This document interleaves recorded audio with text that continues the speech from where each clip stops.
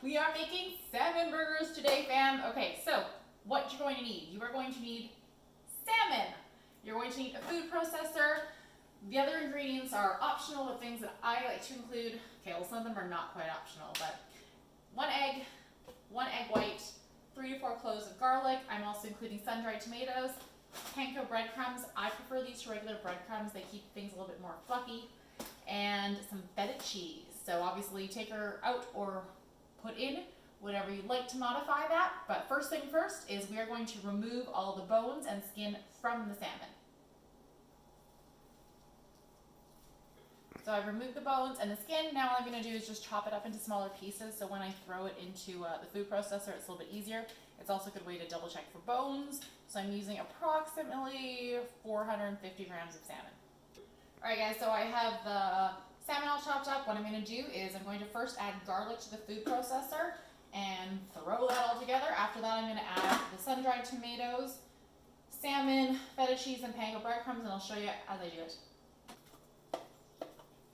Just added the salmon to the minced garlic, and then I'm going to throw this on. So I don't actually process it for very long. I'm basically just trying to mix it together. And then I'm going to add sun-dried tomatoes and my 1 egg. Next I'll add 1 egg white and process it again. So I process that again. I'm going to add in I'm going to add 1 egg white as well. So that is about 2 tablespoons. So just going to throw that in there, and then I'm also going to add the cheese in as well.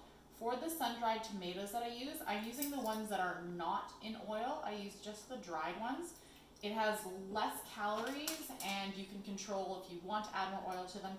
If you find them a little bit hard, you can kind of reconstitute them a little bit by soaking them in water as well. Now just adding 2 to 3 tablespoons of feta cheese in there, and going to process this, and then one more time add the panko breadcrumbs and mix it all together again, and then we'll be done. Just adding half a cup of breadcrumbs to this. I'm going to mix it first and then add the second half in a bit after Okay, so I'm all done. Everything's in here. It's basically awesome because it's no mess. I didn't get anything dirty besides this and the chopping board.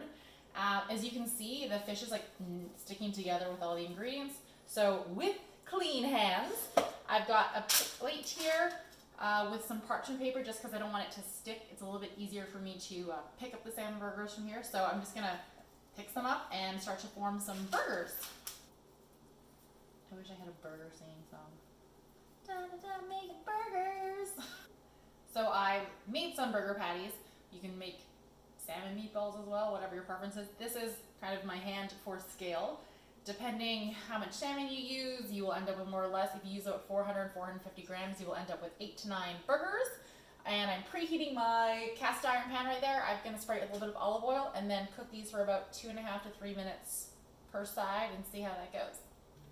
So I've got my hot pan. I sprayed it lightly with olive oil, and I'm just going to cook these. They're sticking together beautifully, which is awesome, and I don't find they stick very much to the pan if you have a little bit of olive oil. After about 2.5 minutes, depending on how thick you made the burgers, you can flip them over.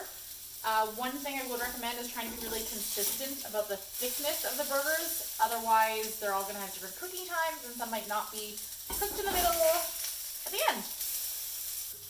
So after about a minute, sometimes what I like to do, depending on the temperature of the stove, it's gas, electric, whatever, you can also put the lid on, and then it kind of steams the burgers a little bit, and then just turn the heat down so they don't burn and dry out. And I'll show you the final product in just a second.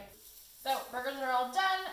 It's a really quick recipe if you've got all the right ingredients, and you can totally add more things. You can add green onions, you can add different kinds of cheese, even some other vegetables inside, and throw it into a burger, onto a salad, or whatever. They're also great for meal prepping too. Let me know if you decide to make these, and comment down below if you'd like to see more cooking videos. Ciao, fam!